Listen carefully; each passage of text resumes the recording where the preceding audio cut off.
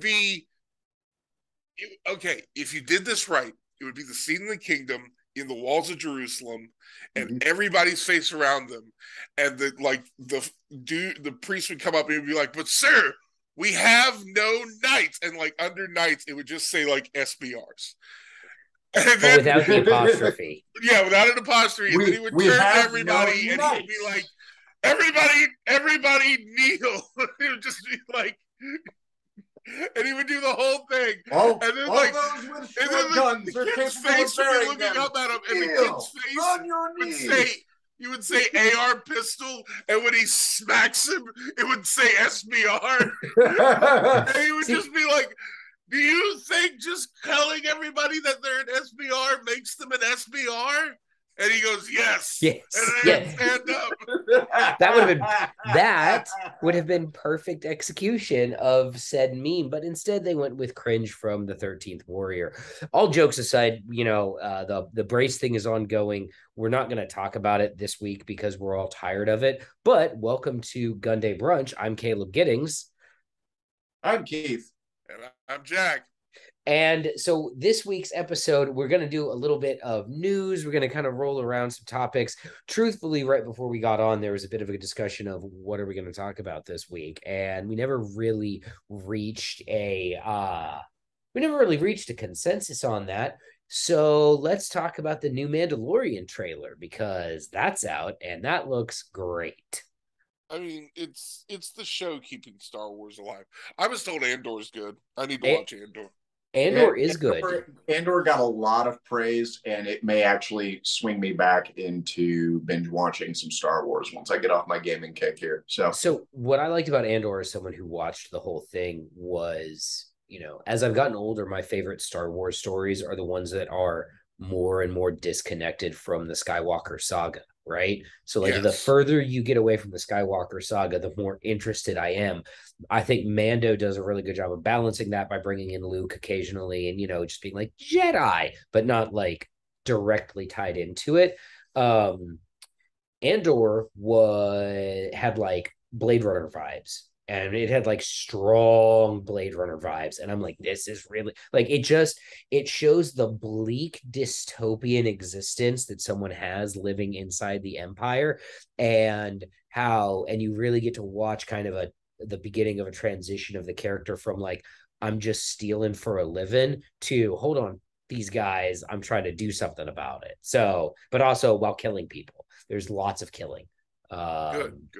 One of my favorite bits, and I've seen the clips back and forth out of Andor, but one of my favorite things is they finally start taking like Imperial troopers seriously again. That like these guys are supposed to be competent and kind of dangerous. Well, so that's like, always been there's a competent antagonist in this. There's a competent force of people hunting him. That's always been the problem with stormtroopers, right? Is that, they're presented as this elite force and they are elite and terrifying until they're fighting main characters. And then, but like everybody has plot armor, right? It's sort of like, And here's the thing. There are ways to do plot armor well that feel like they're still at risk, even though you're pretty sure that they're going to make it. And then there's just the blatantly bad stuff that we've seen in a lot of modern cinema that let's talk about plot armor because this actually brings us back to a slightly more gun related discussion.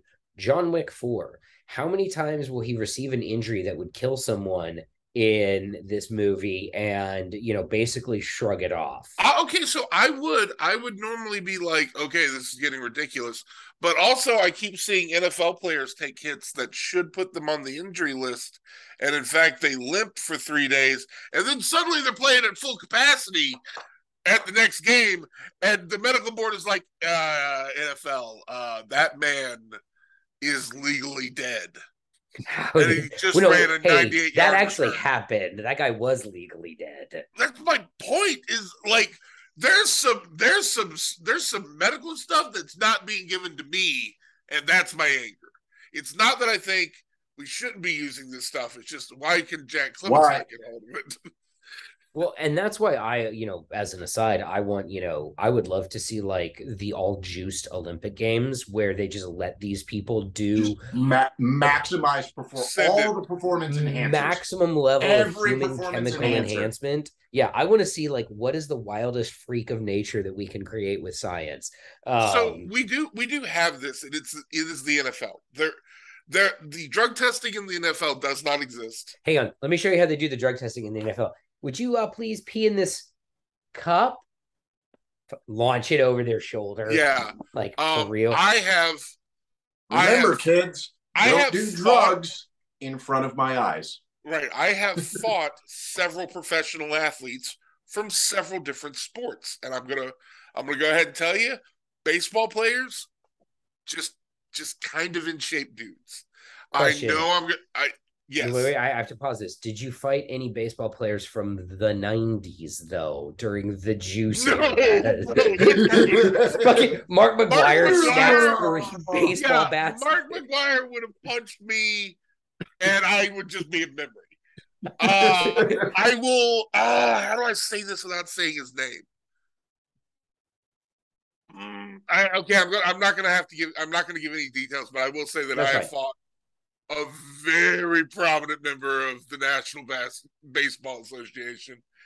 The Major League Baseball is Yeah, whatever. the MLB, the National MLB. Baseball Association. If you know Jesus who I Christ. am, if you know where I'm from, you know what city I'm in, it was a very expensive trade.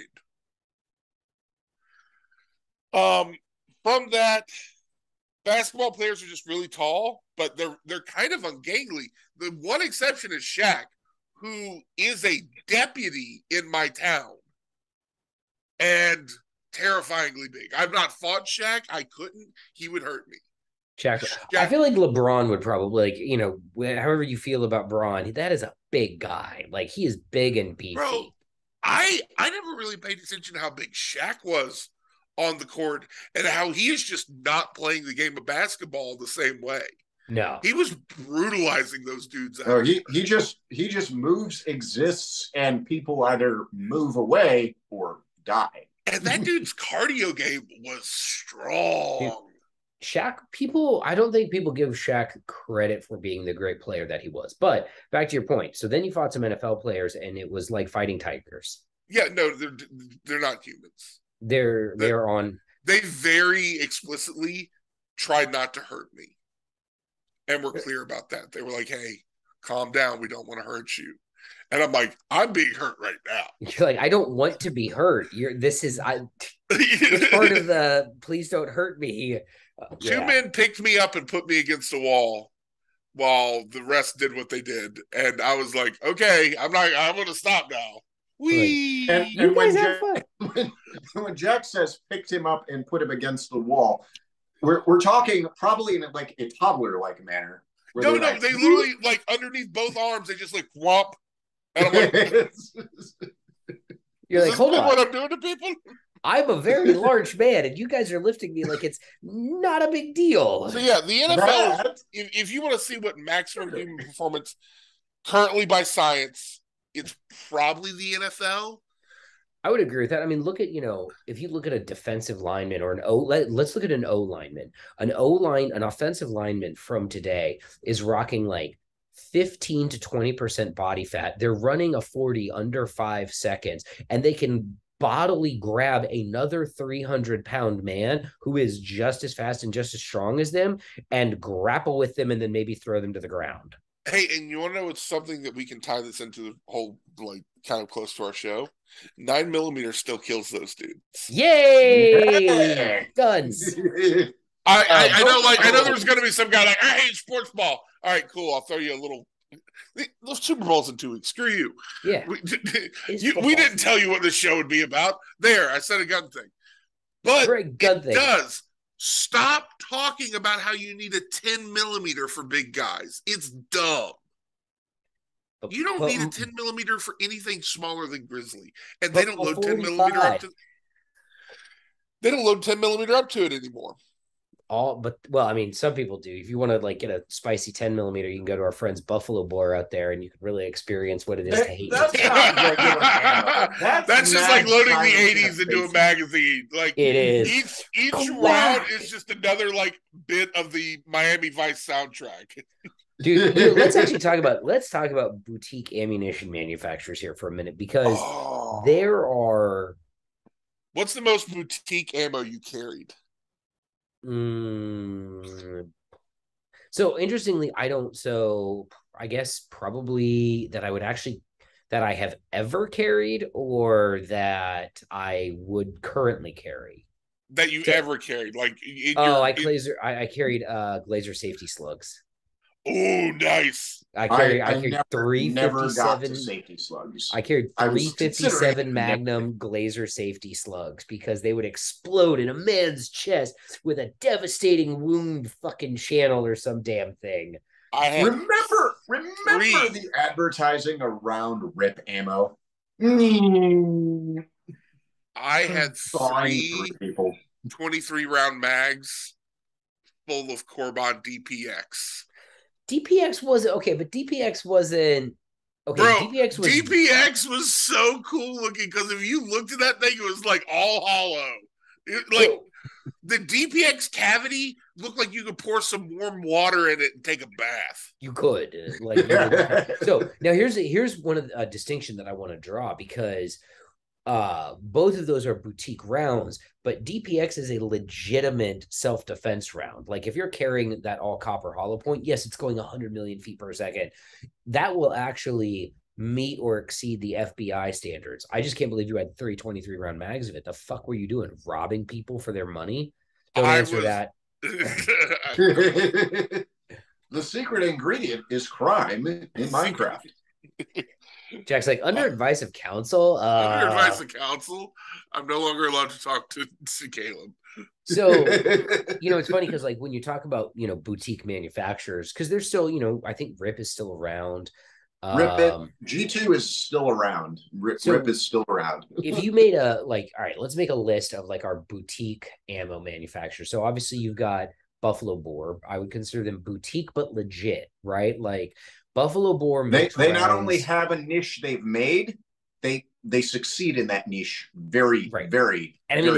It's kind of in the name, guys. Mm-hmm. Like, if you want to know what like their je ne sais quoi is, well, Buffalo is a Buffalo followed by Boar. This is for shooting giant dangerous animals. I mean, they actually, hang on, I have to click on this. They have a section on their website for heavy 25 ACP. Holy Jesus. They have a 60 grain 25 ACP hard cast at 850 feet per second. That's a spicy boy.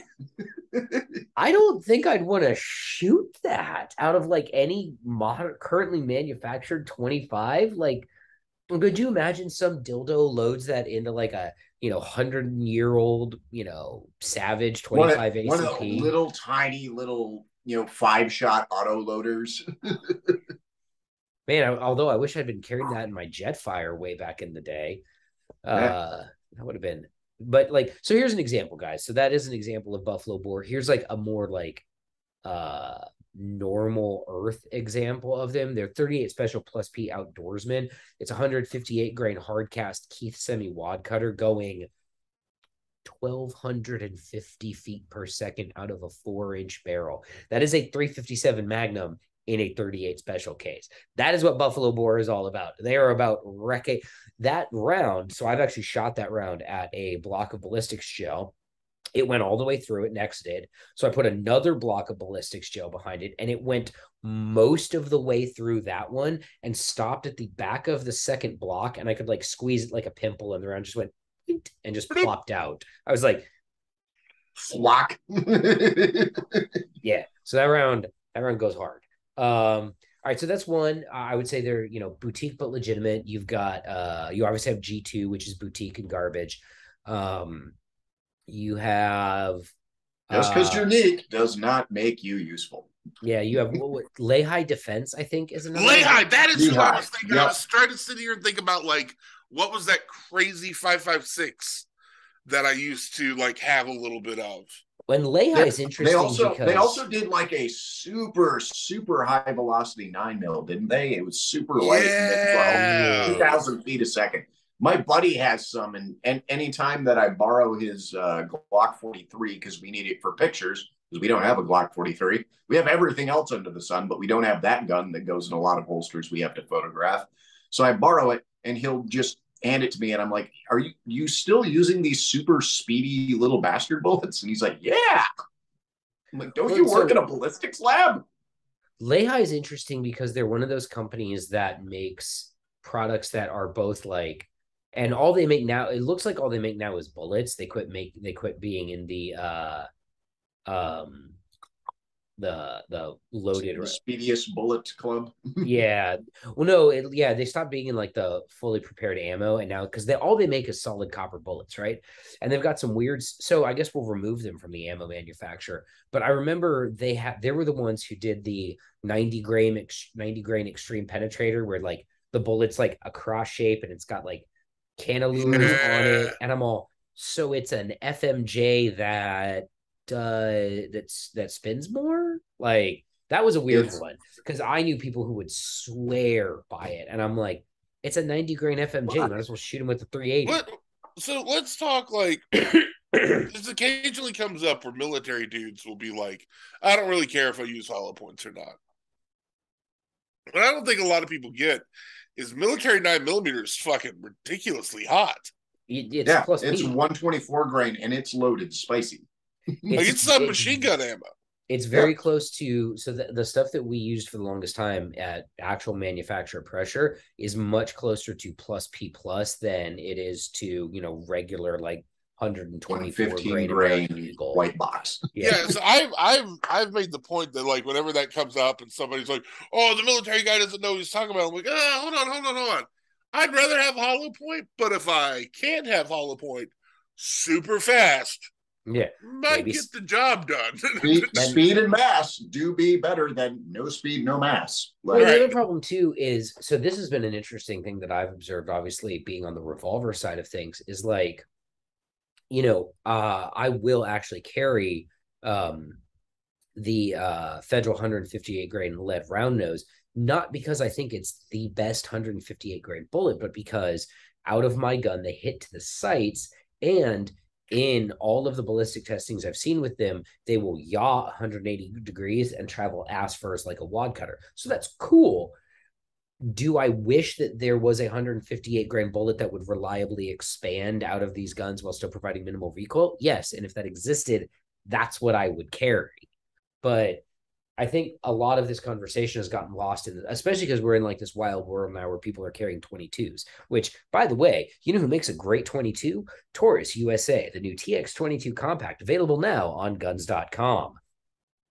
Cheddar! How you guys like that? You get paid another week, baby. I didn't feel like editing the banner in this week, so I did a read instead. So, but in all seriousness, like, we're in this crazy world where people are carrying 22s, and I'm about to be one of them because I have two of those TX22 compacts coming. I'm not going to carry two at once, guys. I'm going to have one go to bore sight, and I'm going to pip this gun out so bad. The beautiful thing. I don't think you're wrong in carrying a 22. I just personally would not do it. Yeah, it's one of the, like I said, because we talked about this in a previous episode. I'm on the fence. That's one of those arguments that people get really passionate about for like not a lot of reason. I wouldn't carry a 22. I would, however, if you were like, hey, this is what I've got, and you handed me that TX22 compact, and that's my gun, like, okay, here we go. It's better than no gun. And if that's the line you draw, it's kind of like, I also get this way when people are like, they go to super smaller and smaller guns, and I'm not that guy. Like I can conceal a duty sized gun, so I carry a duty sized gun. Right. And they're like, oh, well, plenty of people like train with duty sized guns, but they don't carry them. I'm like, well, I do both. And they're like, people talk like there's no advantage to having a duty sized gun in a gunfight, and I'm like, that's just not true. Like, bigger guns are easier to shoot. Like it's kind of like when people are telling me like, you never need to carry a reload. What Might if you not do? need to, but you don't live in a town where people carry AK pistols pretty much everywhere. Like, Right. I do. Oh. That reminds me of something I want to talk about. So, and I say this with much love for my former home state, because I never felt more at home in a place than I did living in South Florida, right? Like that was like, I was from Miami. I just didn't know it for the first 30 something years of my life. So, South Florida, or not South Florida, all of Florida now has a constitutional carry law that's going to go be voted upon. And of course, that brings out all the people who are like, this just means that everybody's going to be carrying guns and da da da da da. Homie, let me tell you something.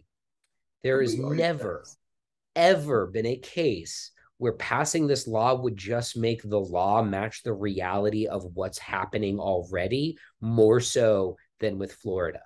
Everybody is strapped down there. Law-abiding gun owners who are otherwise law-abiding in every single way, but maybe they don't, they haven't gone and gotten their carry permit yet, strapped.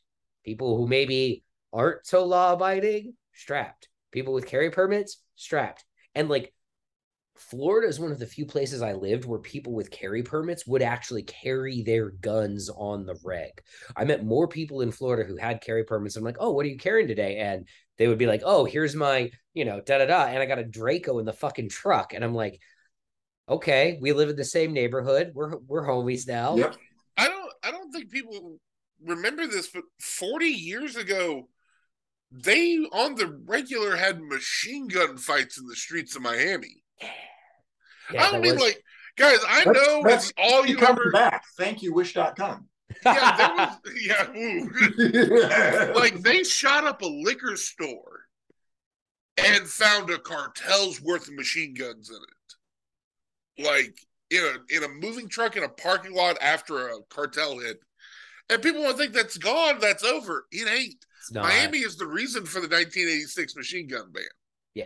Miami is still like, a lot of that stuff has been pushed out to more fringe areas. You're definitely not going to see it in like Wynwood or the nice touristy parts of Miami, but that is all very much still there. And there's very much a gun, like, and look, everybody in Florida is fucking strapped. The rednecks in Ocala are strapped.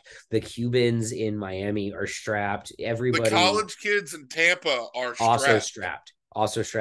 Yeah. I was hanging out with a bunch of college kids, and I was like, "Oh, I got a gun." They're like, "We all got guns." I'm like, "Oh, Jesus!" Oh no, he has a sword. Idiots, we all have swords. Right, that was the vibe. FSU has a pistol team, so like, guys, everyone's fucking got guns in Florida. The Sunshine State. Like, if you are opposed to the Florida constitutional carry law, what you are opposed to is keeping reality. You're just opposed to reality. You just want to reject reality and substitute your happy little world, which doesn't exist. Like, good luck, buddy. And being strapped in Florida is bipartisan, by the way. Like, it's not like this is not like a red blue line divide thing here. I mean, when I say everybody has fucking guns, I mean everybody has fucking guns. The whole state is strapped. All right. When I moved there, I was working at this gun store, and we had a deputy come in from the local sheriff's department, and we were chatting, and I told him where he lived or where I lived, and he was like, you carry, right? And I'm like, well, I don't. And I said, and of course I did, but I didn't have my permit yet. And I was like, well, I don't have my my Florida permit yet. He's like, no one gives a fuck. Look at your neighborhood. You carry, right? I was like, I will now. Like, not that I was the whole time or anything, but yeah. So anyway, Florida constitutional carry, I hope it passes. And I would also like to take this moment to just preemptively, if you are so Florida does have a very strict CCW permitting system, right? Like, you have to take a class, and there are instructors down there who make a pretty good living just teaching Florida concealed carry classes. And I will say this, if you are one of those instructors and you are opposed to this law because you think it's going to cost you money, you're a bad instructor. You're a piece of shit. And we all hate you. Everybody, we all hate you. Up right now and get out of the fucking game, because none of us will be sorry when you go out of business. Let's start here. you're a piece of shit. Yep. 2, you're a bad salesman. Yeah. I can sell a carry class to half the people that buy a pistol in a gun shop. You know why? Because I've done it. And you're like, I'm good at my job. If you broken that game, it's because you suck.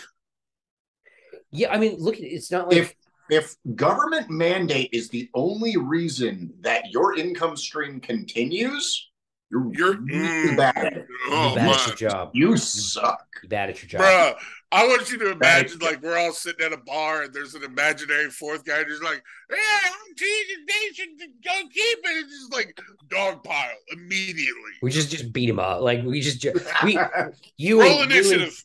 You and Keith pick him up and pin him up against the wall, and I just start punching him in the top. The surprise round. We don't have to worry because he doesn't carry a gun. Yeah, exactly. Yeah. You can just beat him up.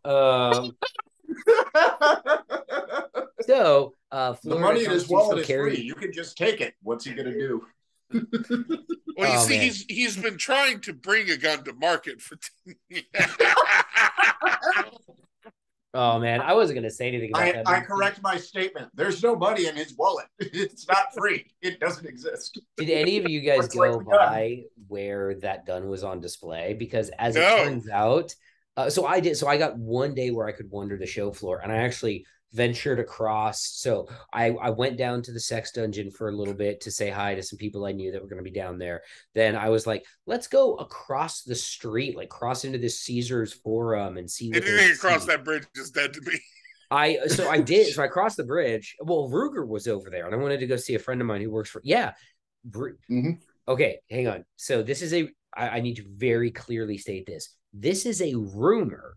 I do not have solid factual information to back this up, but I heard that rumor was incented to go over there in the hopes of drawing more top tier manufacturers to that area. This is a rumor. Bro. That's 100%. I guarantee you that. I know, but I have to but I do have to caveat that because I would not like write an article about that or something like that because I don't have enough solid sourcing to back it up. But there was that flying around the first year that the forum opened was like we got to get some people who are going to draw traffic over here, otherwise everyone's got to be over on this side for free. Yeah, they're just going to be there. So, like, you want a booth? Well, Caesar's Forum's $1. So, according to that company's website, in fewer than 30, I appreciate this. They said less than 30 days. They should have said fewer than 30 days, but that's okay. Whatever, guys. The first PD10 owners will be opening their boxes. So, hopefully the slides won't be cracked. So that's 7 days from now. That is less than 30. What? When do they say that? 20 hours ago was when they posted. So we have in less than a February. Yes, in less than a February, which is correct, March. Not fewer than a February, but less than a February there. These should be going out. So I actually did wonder by where they were, and they didn't have a booth. They were just like, there was one display gun in the Davidson's booth, and I was like, womp womp. But how many companies says that? Also, I do want to say that their social media is just like the desperate ravings of a. Now, I'm going to say something that may be a little bit out of character, though, or that people may be surprised to hear. I actually don't want the gun to flop. Like, here's the thing. I don't want any new gun to flop because I always want there to be more choices in the market, right? Like, if you want a 1911 sized, a commander sized, if you want a striker fired polymer frame 1911 commander sized single stack 10-inch shot 9mm that may or may not be optics ready for $800-$700, I think you should be able to buy that. Do I also at the same time think it's fucking dumb? Yes. Okay, let's try and say this in a way that's not liable. If you are watching something and saying like, hey, how is this going? All signs point to not good. And I'm not saying I haven't held one of these things. I held one back in 2017, I think. It felt fine, but I was just holding it. Um, I don't want it to. I'm not sitting here hoping and praying that it will fail. I have no money on this. I receive Right. no compensation. It's one of those things where I can't short it. Would I have shorted it if I could? I would be. Yep. Yeah. I think it's one of those things. We're sitting here and it's like, stop trying to make this a thing. This isn't a thing. It's not going to be a thing. You're just wasting. No, it is a thing. It's called the G48. It's a great thing. Yeah. The G48 is a great thing. God, I love that gun. It's the gun. It's the Glock for people who don't want to try that hard. It really is.